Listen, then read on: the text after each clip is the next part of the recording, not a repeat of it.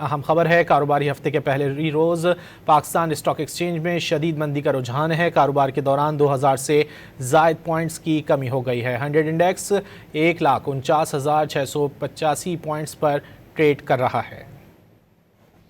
कारोबारी हफ्ते के पहले ही रोज़ पाकिस्तान स्टॉक एक्सचेंज में शदीद मंदी का रुझान है। कारोबार के दौरान 2000 से ज़ायद पॉइंट्स की कमी हो गई है। 100 इंडेक्स 1,49,685 पॉइंट्स पर ट्रेड कर रहा है। अहम खबर है। कारोबारी हफ्ते के पहले ही रोज़ पाकिस्तान स्टॉक एक्सचेंज में शदीद मंदी का रुझान है। कारोबार के दौरान 2000 से ज़ायद पॉइंट्स की कमी हो गई है। 100 इंडेक्स 1,49,685 पॉइंट्स पर ट्रेड कर रहा है।